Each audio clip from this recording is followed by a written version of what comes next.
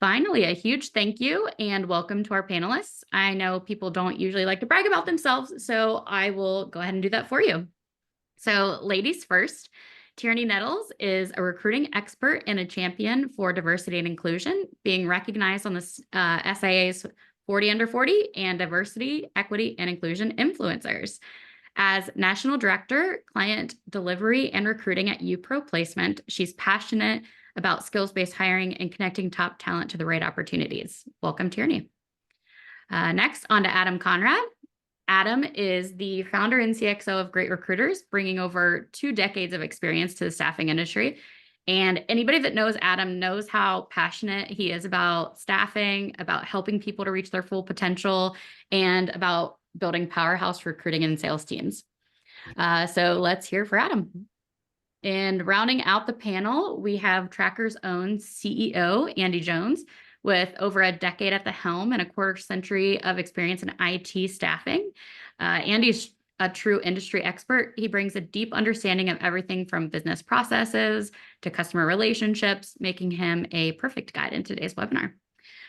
Now, what you've all been waiting for. You're all here because you know that tech and people are your business's driving force. They really are what make your firm unique, and it's so important to make the most out of your investments and empower your team. I'm going to pass the microphone over to Tierney for a short introduction of YUPRO Placement and for her to tell us a little bit more about what YUPRO Placement, why YUPRO Placement went searching for a new path forward. So let's go ahead and pass it over to Tierney. Thank you so much, Stormy. I am so glad to be here with these experts today. Again, my name is Tierney Nettles, and I am the National Director of Recruitment and Client Delivery over at YUPRO Placement. And I'm very fortunate to work with both of these gentlemen as we have Tracker as our ATS system and really Great Recruiters as our quality assurance to make sure that we're presenting ourselves in the industry well. YUPRO Placement, we are a staffing firm. We do permanent placement, contract, and even offer an apprenticeship model. But how we differ from other staffing firms in the industry is that we work with a niche population of underrepresented talent. So we support about 60 other community partner organizations who have a skills-first model and mindset, and we bring in that top talent population to put them to work. So no difference in what a traditional staffing firm may be doing, except that we're supporting a very niche population of 180,000 candidates. So it's very important as we recognize that we're operating in this people-first mindset that I found technologies that would allow us to support such a large population that also needed an extra layer of support to be introduced into the ecosystem. That is how I came about really finding Tracker and really going out to the market to find the best solution possible for what my agency needed. And I can jump in a little bit more there and talk about that if it is the time. So we talk about maximizing ROI. I came to YUPRO Placement a little bit over 2.5 years ago. And walking in the door from another larger entity, I came in and realized that we had a little bit of a gap. We were operating out of over 20 technologies, and we weren't using any of them to their maximum capacity. We had one ATS system and then another CRM system. So that means that our programs weren't talking to each other, and data would say one thing in one platform and another thing in another. And I recognized immediately that in order for us to be effective and to be really results focused, that we had to make a shift. And we had to really and truly find a platform or a way to maximize the experience for our recruiters and for our candidates, any other stakeholders that it may be impacting. So that's really truly what made me go to market. I easily discovered that we kind of had a gap and needed to fill it immediately. Yeah. Right. So firstly, Tierney, thanks for joining me and Adam on this one. We've had a laugh on the run up to this, and a really impressive client, really impressive from what it is that you do, the processes that you run, and so it would be good to for the audience to sort of see, to go through almost like the journey. So rather than this being just about, you know, this is where we are now, it's like, where did we start? How, you know, what was it that we were trying to achieve in terms of, you know, you as a business, you came in, you spotted that there were issues, gaps.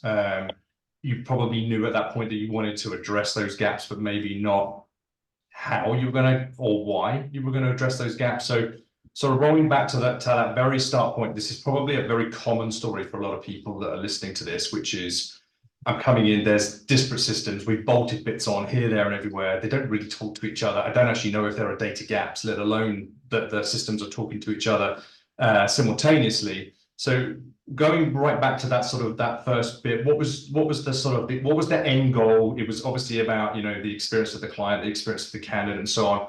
How did that journey start for you? You sort of landed in there. How quickly did you sort of get to grips with it? And really, what were those first steps in terms of we need change? Yeah, very good question. I will tell you that it was not a quick journey. I, at that point, had about a little bit over 6.5 years in staffing and recruiting, and I came in not really sure of the technology piece, right? I come from a big enterprise technology and I knew what its capabilities were, but I recognized immediately that because we were getting stuck in the mud, we were impacting our time to submit, our time to fill. Our candidates weren't having a positive candidate experience. And the name of the game, we're here to generate revenue and to retain talent and redeploy them. And those were the things that were hurting us.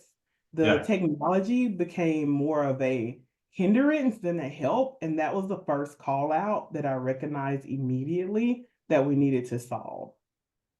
Okay, Yeah.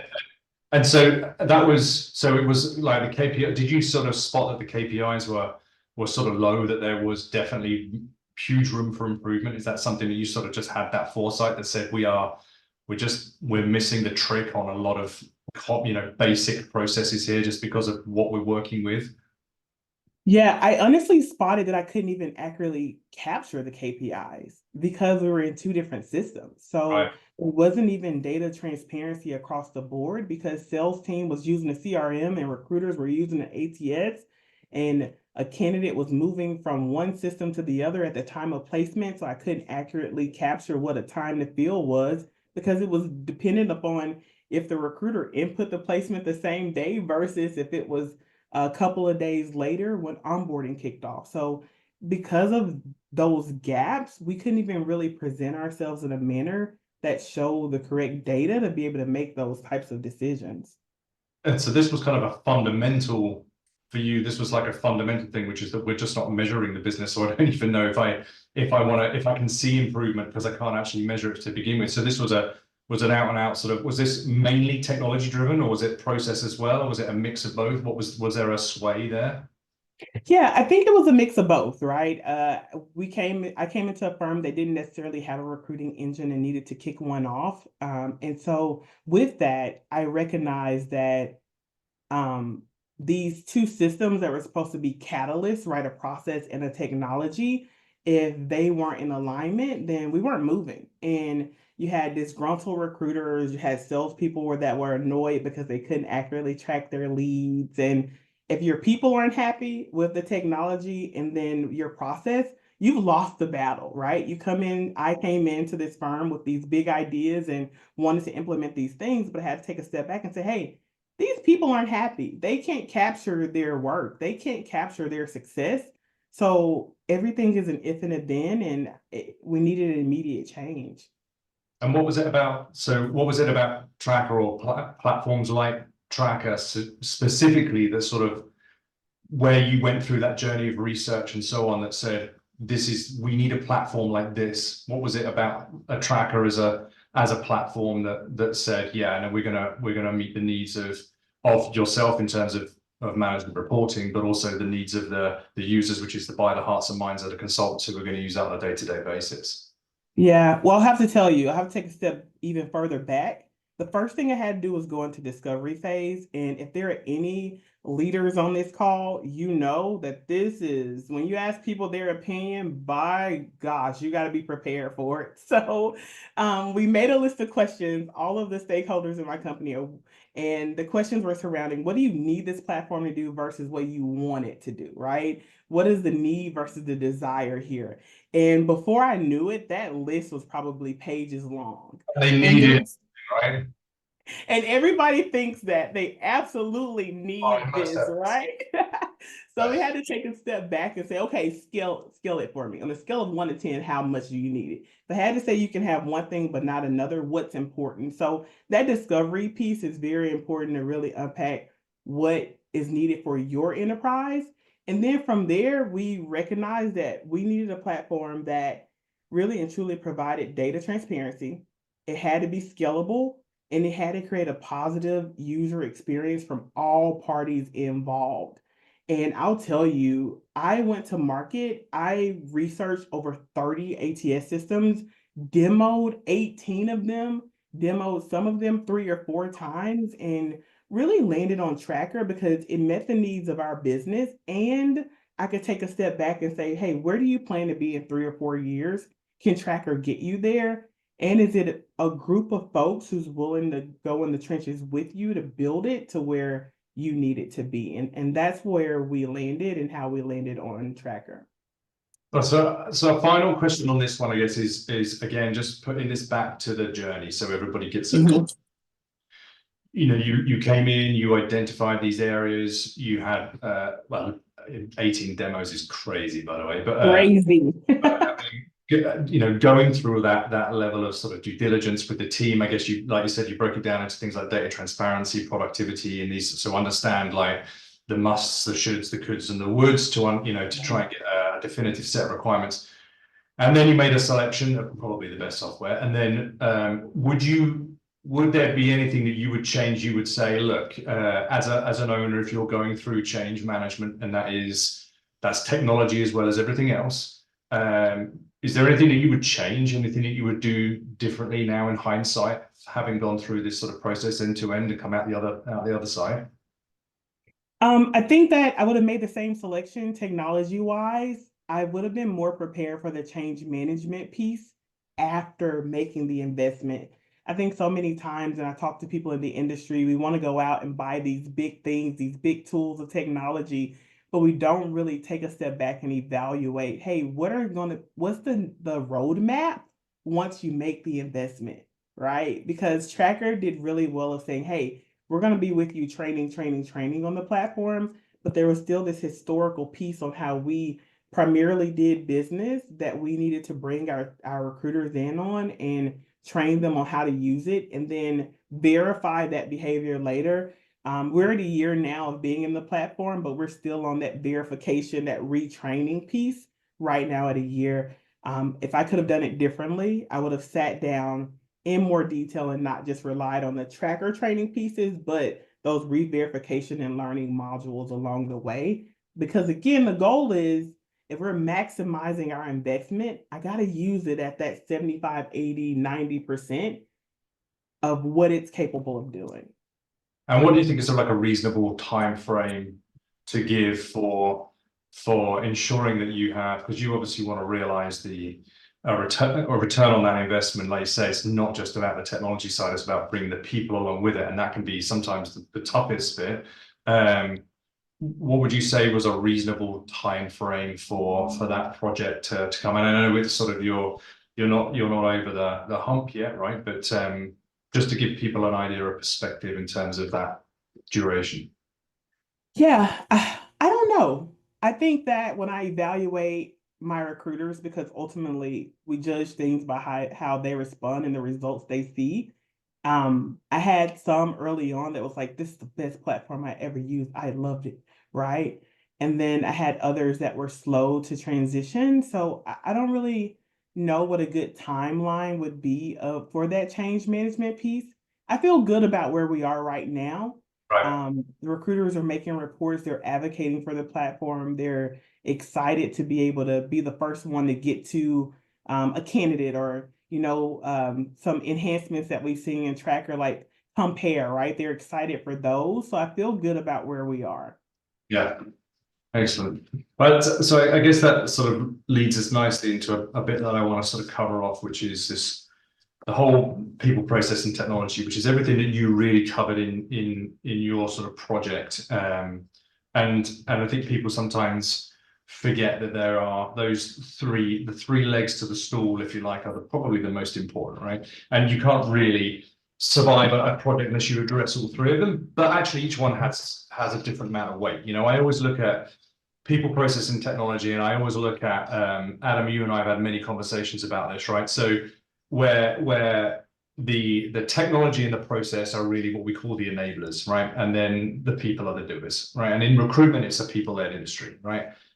Pure and simple. So you can have doers without enablers, but you can't have enablers without the doers, and that is, you know, that's just a fundamental part. So I think we need to understand where that sits, and I guess that's actually why once you address the technology piece, you actually then have to work really and still working on the people piece and the process piece, because that's actually how you make it work. You know, I said, Adam, I said to you tonight, you know, I can't fly a helicopter. It doesn't matter how good the helicopter is, I still can't fly that helicopter, right? So it doesn't really matter how much technology you throw at people, the people need to move with it if they're going to embrace it, enjoy it, and actually become more productive as a part of it. So we hear a lot these days about the importance of technology and how it's going to revolutionize the industry.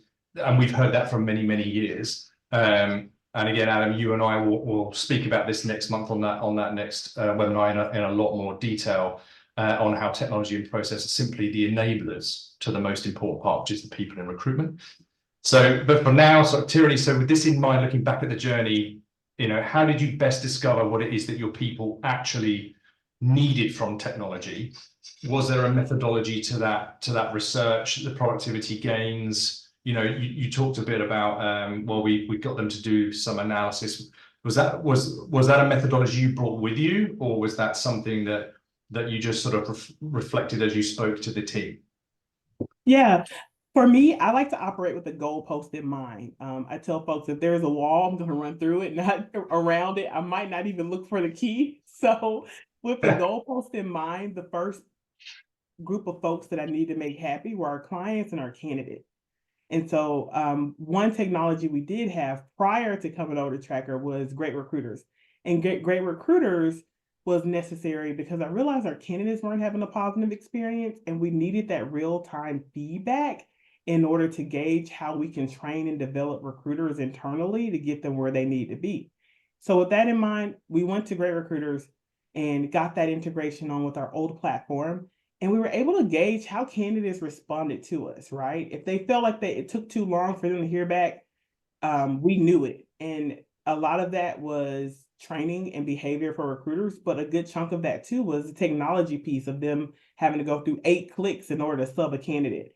And so we evaluated that using our platform to really gauge, hey, how well are we interacting with our candidates? How are we taking in the feedback that we're receiving from Great Recruiters and really pivoting and providing a positive experience from what we can control, going back to your enabler analogy.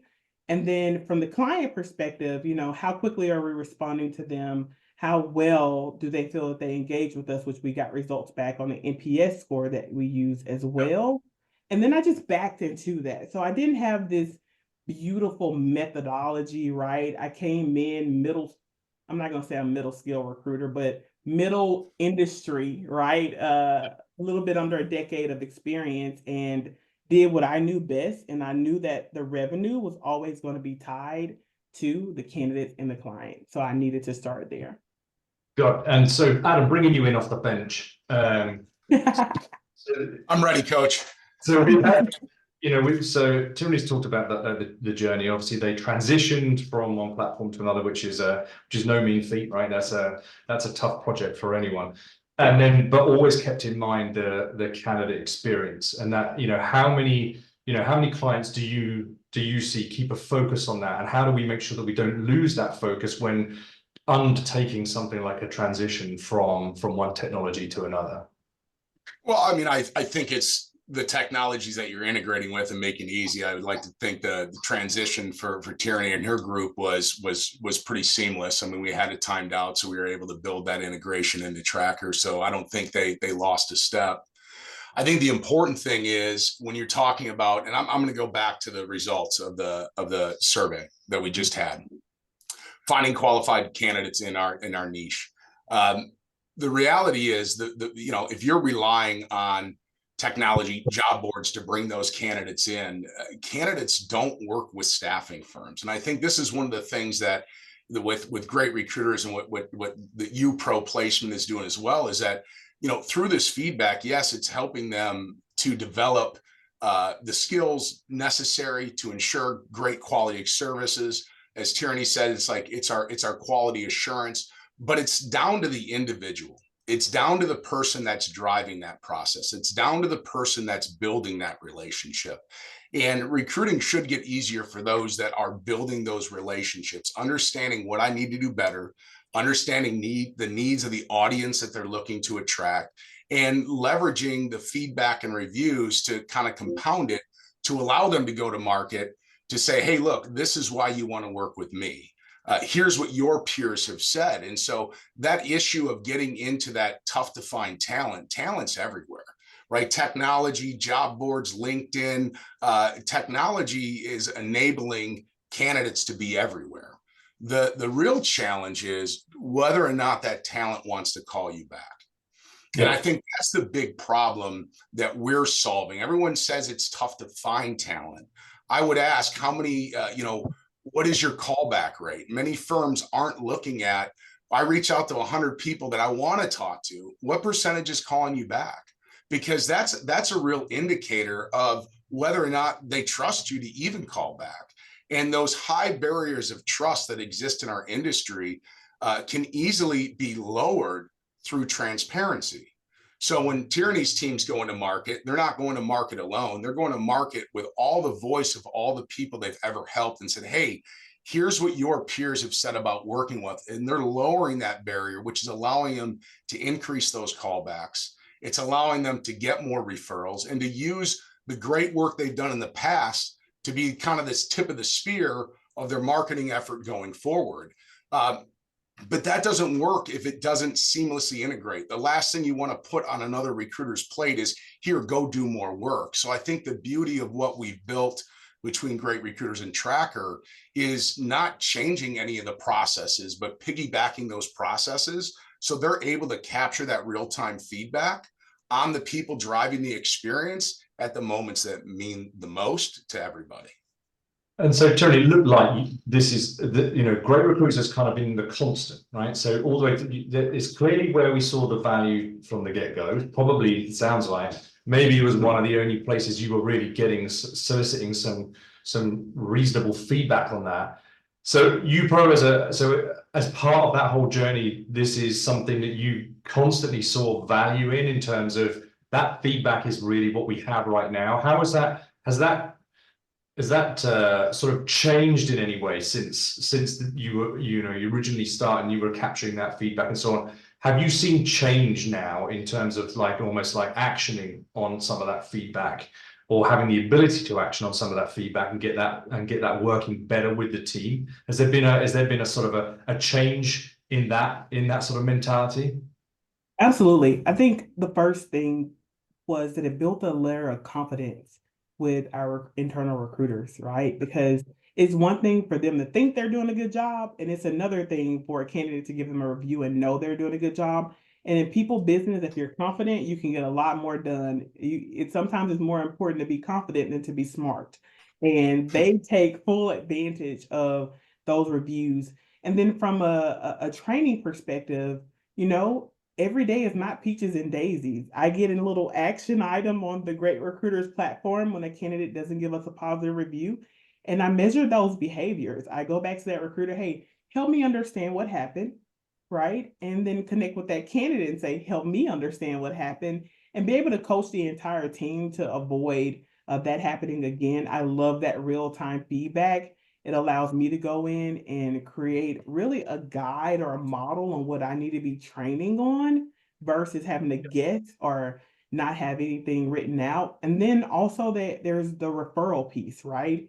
If you're doing a good job, if a candidate takes the time to leave you a referral through the Great Recruiters platform, you're doing a great job, right? So just seeing those referrals come in, and I'm all about a little bit of gamification and competition. So I'm like, guess who got some referrals this week and guess who didn't? And they respond pretty positively to that. So that's been a continued behavior we've had across all of the platforms we've used with using Great Recruiters. And so you touched on something there, which is interesting. So you're actually developing sort of training and upskilling material now based on. So for us, it's always been, so our KPIs, it's been less about, a stick to beat with, but much more about cause and effect. So for me, ratios are much more important than most things, which is if I submit, 20 resumes and I only get, 2 interviews, I've probably read something wrong, right? Whereas if I submit 5 and I get 5 interviews, I'm reading something right. So that for me, that's cause and effect, and it makes sense to use KPIs in that way to better support behavior, because people can make small changes to their behavior and actually see greater results. So with Great Recruiters, and now with sort of Tracker's ability to sort of report on those sort of ratios, is that really now morphing the way that you're sort of developing and skilling the consultants within YUPRO? Absolutely. It's become so much more easier, even down to my time, and be able to really invest my personal ROI. My time is now less spent on having to go in and manually dig and then train a recruiter or set processes just by guessing. And now I can go to my dashboards and say, hey, these are what the gaps are, or this is what we're doing well. I talk about that 1% of getting better every day with my team. Now I have data to support what I've been talking about. I'm the smartest person in the room, not really, but they actually now trust that, and that I am verifying what the data is telling me. And then to those recruiters who may be performing well, I have 2-to-1 ratio, right, on sub to interview. But she may not be able to retain a candidate beyond a 4 or 5 month period. Hey, what's going on? Oh, well, your Great Recruiter reviews are saying that you're not getting back to them or checking in with them at month 4 or 5. They don't trust you. You're not saying you're not doing what you said you were going to do. So your growth area isn't your sub to interview. Your growth area is building and maintaining relationships, because retainment is how we keep revenue. That's how I use those platforms. And I think, as a former recruiting manager managing teams, we'd have the submittal to interview to hire ratios, right? And somebody's getting their submittals, they're getting their interviews, but they're not getting those offers. And you're like, you're like, just keep going, it's going to get there. And I think when you start getting that qualitative data, not just the quantitative, it tells the full story. And so each recruiter is being measured in 5 key areas of experience. Are you genuine? Are you understanding their needs? Are you responsive? Are you an experienced, are you an advisor? Are you knowledgeable? Are you transparent? And so what we found, and I think what Tierney was saying, is like having that information on the side is like being part of every single phone call. Now it's not about, just keep getting those interviews. You're now able to coach and understand, and it really spotlights areas of opportunity improvement. A lot of times when you see those ratios, you do training for your entire team, where maybe it's just an issue with 1 or 2 people. Now you're able to really, tailor that training and that knowledge transfer, and how they can get those quantitative numbers better through the experience, through the way they're having the conversation, because there can be a lot lost in just the data alone if you don't have that insight from the people who are immediately being impacted. And it is on an individual basis, because not all people are the same, but they can learn those best practices to overall improve. And that's what I'm hearing you're saying, Tierney, is the recruiter's made aware. And so a lot of times recruiters are able to course correct before even a manager gets involved, because they don't know what they don't know. And when you start getting feedback, you're not responsive, or, I didn't hear back, having that data come into you real time, you're able to make those adjustments on the fly. I mean, we're hiring professional people to do these jobs, but if they have that blind spot, we're just taking the blinders off. And I think the right recruiters embrace it. They know it's progress over perfection. They use that opportunity to take that feedback to heart and say, look, I want to create a great experience for everybody. And if I'm not, they're getting data from the people that they're servicing on giving them some insight into where they can improve. Yeah, I mean, just listen to our dialogue, right? You've got this is for me fundamentally where technology should be supporting the people. Coming back to people, process, and technology, you know, you're talking about how do I best support, how do I best engage with the people to make them understand how they can perform better. You know, Adam, you're talking about, you know, that personal feedback is the bit that gives them the pat on the back and a drive to move forward. And really, that for me, that just proves the point, which is that technology is the enabler. It should be there to support and provide the information that allows us to better support the people, and really, and nothing more. I mean, we're not talking about replacing roles here, because in none of this conversation have we ever said, oh yeah, we know we're going to have a robot talking to somebody and doing a chat and everything else, because you lose that trust, that transparency, the sincerity, Adam, that you were talking about. And therefore, we have to apply technology to supporting that piece, right? That's I think that's fundamentally what it is. And you know, Tierney, from your side, are you seeing now, you know, any mention of sort of where we've got technology stepping in and replacing people, or is it much more a case of saying, look, we can make you more productive, but it's actually about making you a better recruiter and giving you the fuel and the information that so you can see very visibly that this is how you become better. Are your team responding to that? I think that you just said something very powerful, Andy. The industry, the word on the street is that technology is the answer and the way and the light, and it's going to replace recruiters' jobs, and they shouldn't have to pick up a phone and talk to a candidate. There's technology to do it, and they don't have to have their own thought process to ask questions on how to screen a candidate. There's technology. And I've been in this industry way less than you all have, but there's always this shift of what technology will do. So I'm constantly reminding my recruiters to, hey, get rid of the noise. This is a people's business. You're putting people to work in roles that require people. Technology should be a piece of the puzzle, but not the entire puzzle. What I appreciate is that with the technology we do have, it allows us to really capitalize on the human experience, but it's so hard, even for myself, right? There's all these webinars and AI and things of the sort. I'm like, will one of these systems do my job in 2 years? Or what do I need to go learn? You know, Adam, you mentioned it earlier, right? Job boards. You know, that was going to be the be all and end all. Then we've got AI, we've got automation, we've got all this stuff. We hear about this stuff all the time. Does it make a difference? No. What happens? The good business is they hire more people, right? We take more licenses, and that's essentially, you know, the proof that essentially what we're saying is that if you support people well with technology, your business will grow, but it will grow through the people itself. So we're sort of just reflecting on that then. In terms of where you go from now, the next stage of your journey in terms of scale, Tierney, how does that sit with you? Where do you sort of see this panning from now? Yeah, I think for the next journey, I'm sticking. We're a year in this new technology. It has to be scalable. The data has to be transparent, and the user experience. So I am sticking on that pathway. And the constant question now is, hey, what enhancements help me maintain that goal?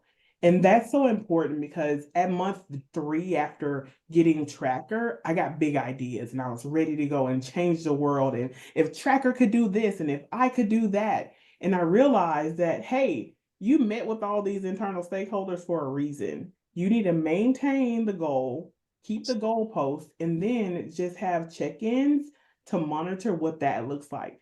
Scalability, or 3 months ago, Tracker came back and said, hey, we have a new AI technology that allows you that generates interview questions for candidates as they're going through for a job based on job description.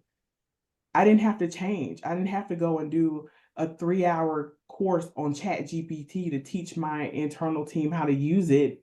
I'm sticking with what I got. And that doesn't mean that I'm not always trying to learn and be curious about the industry.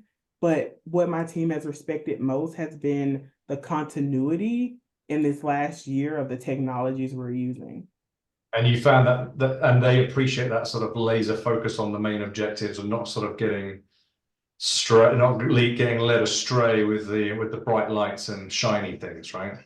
Right. Because I mean, think about it. The biggest complaint they had was, I got to go here to do that, and I got to go log in over here to make this happen. The continuity piece and the consistency was so important for them because they want to put people to work, and everything else is just a distraction. Yeah. You Well, know, sorry, go on. no, I was just going to say, related to the technology piece, I mean, there are elements where technology has taken over people's jobs. I think early on, I think of travel agents, right? I don't talk to anybody now to book my ticket to go to Nashville. I don't need to. It's a low cost, low risk transaction, and technology has replaced that. Whereas you look at the real estate industry where technology is around, I used to rely on a realtor for all the MLS listings to tell me what was available. Now technology has given me insight. I'm telling the realtor what I want to go see as somebody who's in a house buying journey right now, right, Andy? But we want that person. The realtor's job has shifted to be more of an advisor, more of a consultant. It is a high risk thing to go buy a house, to go get a job. And I think for most people in most jobs in their career, it's their livelihood. And they're not going to put their livelihood on the back of technology to hope it works out. They want a person there. Now, technology, AI, I think all of it's great. I'm a techie guy, automation, all of that should make my job easier as a recruiter. It should take the low cost things off my plate, vetting, resumes, matching, all of that stuff, giving me more time to do the high value things that the human being's going to do, which is to have that conversation with that candidate, to build that relationship with that candidate, to truly understand the goals and needs. And let's face it, we only place 5% maybe of the people that we talk to from the first time we talk to them, but we have 100% of an opportunity to create a great experience for everybody. And far too often we're like, you're not a fit, it's out. You're not a fit, it's out. It's like, no, you're wasting all of that opportunity to forge resilient relationships long-term that turn into sources of referral, stronger network, which I always go back. Everybody's looking to win the short-term game. They want the thing that's going to help them, and they're buying the stuff to win the game today rather than looking at what they need to invest for the long-term gain. And the long-term gain is thinking far beyond just the moment today. When you look at your biggest expense for a lot of staffing firms, it's their people, it's their recruiters. But when you look at the tenure of recruiters, it's 1 to 2 years and they're out. Why is this? Because they're not given those abilities and ways to train, develop, to learn how to win the long-term gain. And that long-term gain, they're like, get submittals, which is the short-term gain. So I just think that technology has its place, automation, AI, but if you're buying it thinking it's going to solve your woes of today, you're probably going to be left disappointed and should really be focusing on the things you can do to strengthen what you currently have in your organization and how you can help lift up those recruiters. Technology and processes, you said it's a three-legged stool. I almost think it's a pyramid. Those things need to lift up your people and make your people better. Yeah, I think you've nailed it. I mean, it's for me, that whole piece around, what is it the recruiters do? It's the relationships they have with clients, it's the relationships they have with candidates. So I said this many times that the clients that I have that I respect the most are the ones that have said, I know I've worked with this guy for 17 years, right? Posted him 4 jobs, I've taken him to his career path. He wasn't there from the get-go, and he would have, floundered to try and get there quickly and thoroughly unenjoyed it, right? But they see them all the way through. It's the relationships are the key, like you say, Adam. That low-hanging fruit. This is where you apply technology, and it's there in abundance. But it's really about saying, look, the value you drive is the conversations you have with our clients and our candidates. If I can take away the rest of the noise, then you can focus on the stuff you're better at, and then you will be better at it. I.e., you don't go for the short-term game because it's a case of saying, well, I've just got to get this stuff out the door. Do you? You actually need to harvest relationships is what you need to do. Yeah. But we need to take the noise away for you to be able to do that effectively. And I think that's really where we want to land with the technology side. So give a lot of credit for YUPRO and our clients that are saying they're putting themselves out there. You Yeah. put yourselves out there because you truly want the feedback. And without Yeah. the feedback, you're not going to get better. And it's amazing, you know, one of the biggest barriers, we're just going to get bad reviews. Well, people think that because the industry itself has a poor reputation because there's a lot of people doing it wrong. And it's amazing, you get these recruiters that come back and they get these glowing reviews from people they never placed. But they built that relationship, and they may not have placed, and they said, hey, Tyranny didn't place me today, but that's the best experience I've ever had. They're going to tell their friends, they're going to give those referrals. And that's the long-term gain that you get by building a strong, resilient network of talent that trusts you, that will come back to you regardless of the outcome in the moment. Did you place me? Did you not? They care about the experience that you created for them because they know long-term they have somebody in this industry that they can go back to and trust. And that could be as blunt as feedback, right? And we hire here all the time, right? So, you know, we speak to candidates. I normally hire through my own clients, and we speak to clients to candidates all the time, and they just say, you know, I submit my CV and I get nothing, right? And then you get some that will come back and go, you know what, you need to probably just mold your CV a bit more like this, or maybe you're pitching a bit higher or pitching a bit low and so on, and they get that feedback. Like you said, and they may not place them, but they're dealing with somebody who recruits, who is reviewing resumes every single day, right? And talking to clients about the needs they've got, their ear to the ground in terms of the demands of the industry and so on. So to get that feedback, even if it's 5-10 minutes, makes a huge difference to a candidate. And that may be the only bit of feedback that they, so I've spoken to some candidates, you know, we hired one the other week, and they had put their CV out to about 15 jobs. Only my client got back to them and said, you know, this is what you need to be doing and molding it like this and so on and so on. And that was, for them, was the game changer. That's the one thing that they always say, I just wish I could give some feedback. It's a common courtesy, really. But it's bits like that, right? So I think, and actually that leads me into that final bit, really, Adam, around candidate experience. So you were talking about the pyramid, I was talking about the stool and the pyramid. So we know that there are enablers and there are doers, and that's really how the mechanics, if you like, the chemistry of this industry works. How do you see this sort of, you know, we were talking about empowering people versus replacing them. How do you sort of see that panning out, and how do you see that affecting, you know, fundamentally affecting the candidate experience? I mean, I see what we've been doing over the last 7 years. I've talked to hundreds of recruiters that some love the ideas of getting the reviews, some that were like totally against it, all coming back and saying, getting this kind of feedback validates what I have been doing, motivates me to keep going. It's tough. Recruiting's hard. We make it easier. We make it easier because we're giving you that insight and that data. And the reality is, every recruiter wants to win. You know, in the Olympics, you get a medal for second and third place. In staffing, you don't get anything, right? If you're not, I think of a movie out there, and it's ringing in my head. If you aren't first, you're last, and that's the reality. And so, how can you increase the likelihood for you to be first more often? Are you going to be first always? No. But if you're not out there seeking to understand what you can do, if you're not leveraging the experience you created in reviews and having that to lower that barrier to get more callbacks, you're not giving your recruiter all the things that they need to help put them out there as being the preferred choice of top talent. And when you become the preferred choice, you have candidates coming to you, you have referrals. You're not relying on the job boards. You're relying on more your network and people referring to you. And I think those are the things that give you a better pool of candidates to choose from.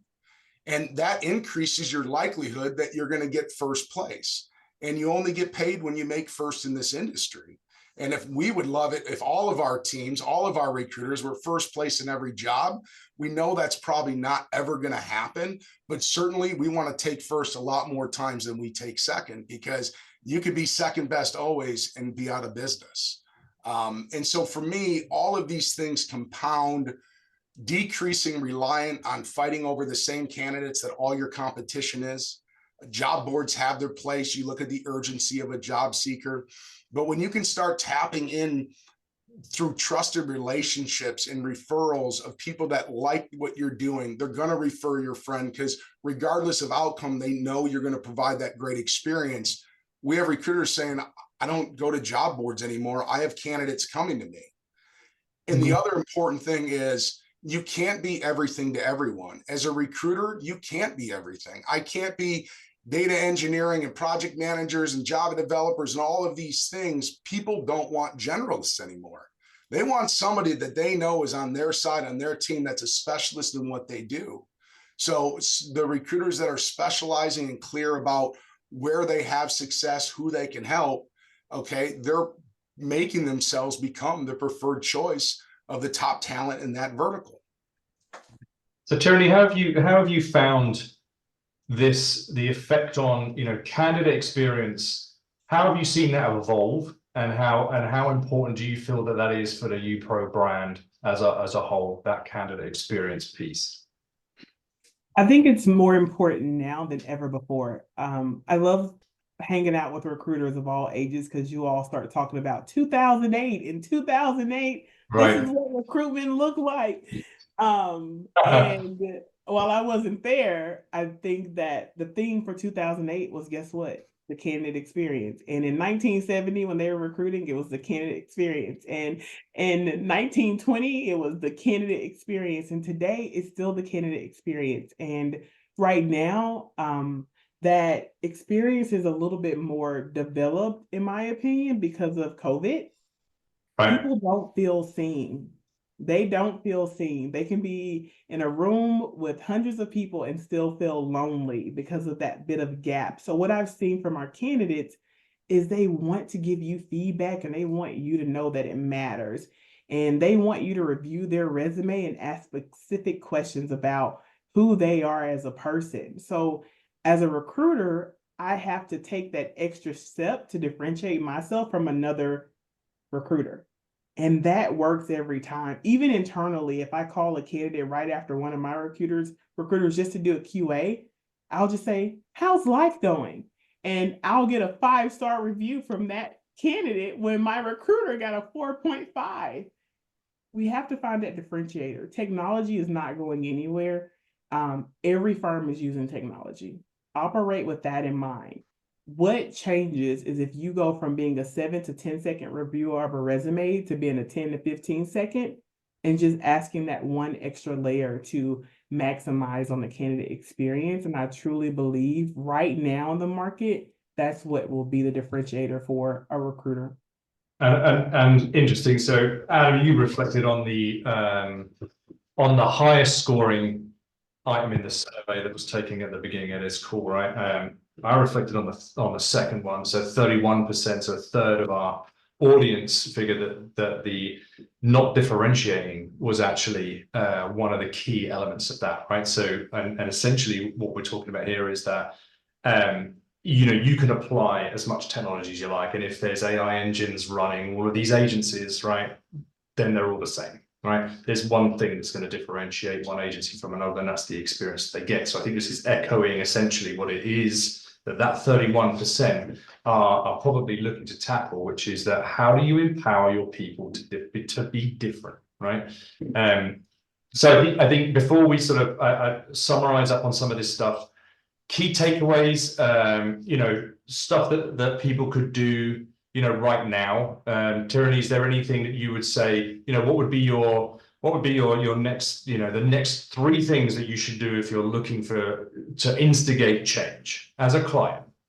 Yeah, I think if I'll give you the advice I gave myself a year ago. Now is the time to evaluate your tech stack and see how you're really maximizing on what you have, and do that discovery piece to figure out what you're missing and need to be a differentiator to get revenue on the books.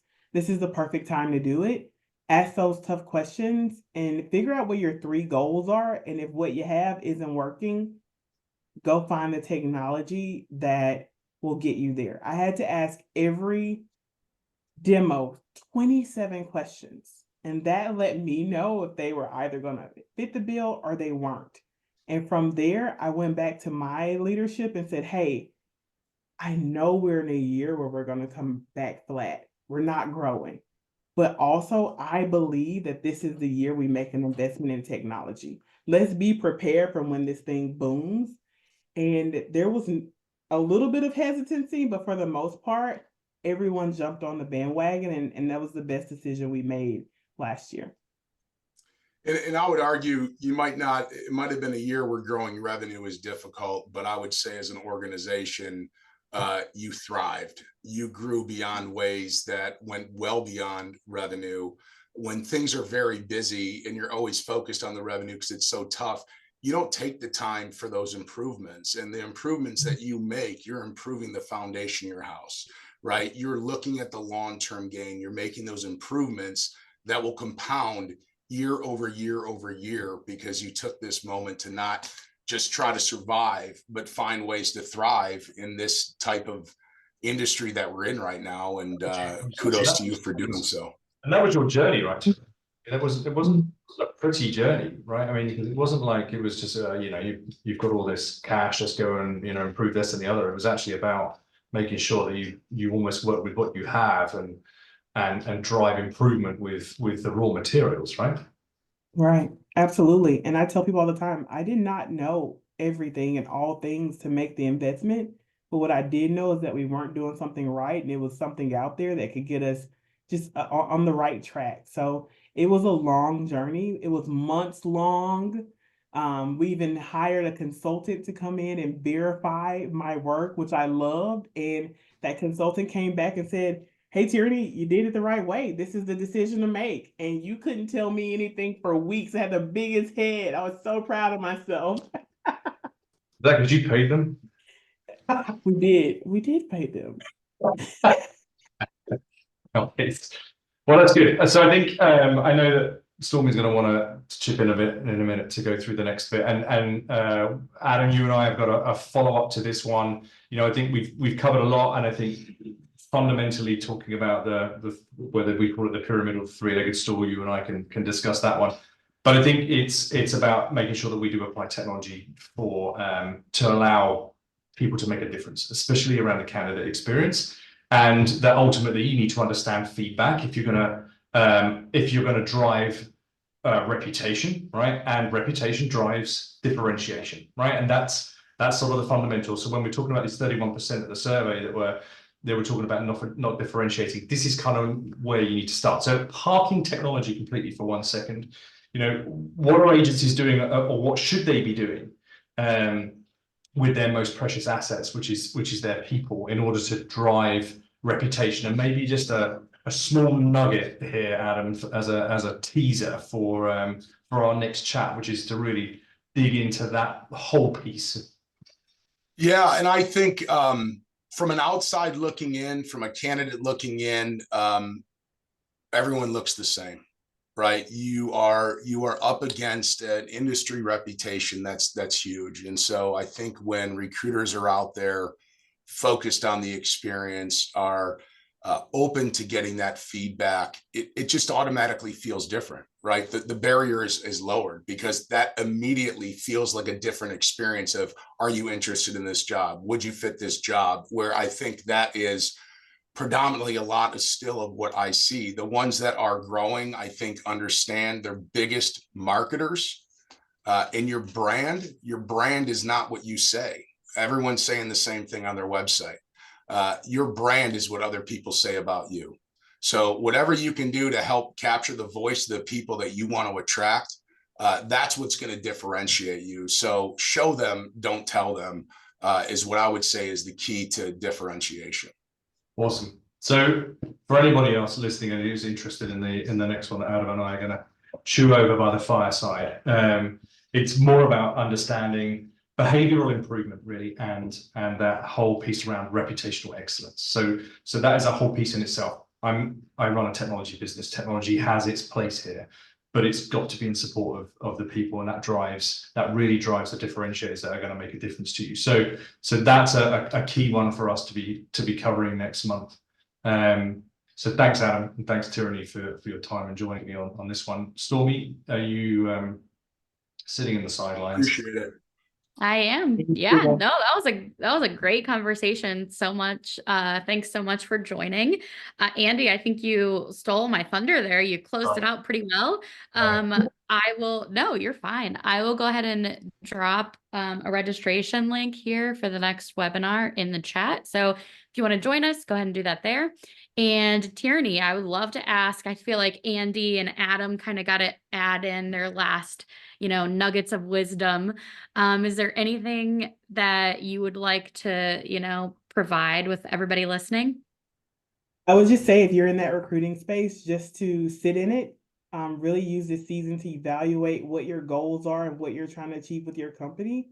And that's what's most important. From there, you'll be able to know what technology or process you need to implement to get to those success metrics. The success looks different for everybody. Absolutely. Good stuff. All right. Well, All right. thank you so much. And everybody, we'll see you next time. Thanks, Thank you. everyone. Guys. Bye. Take care. Bye. Yeah.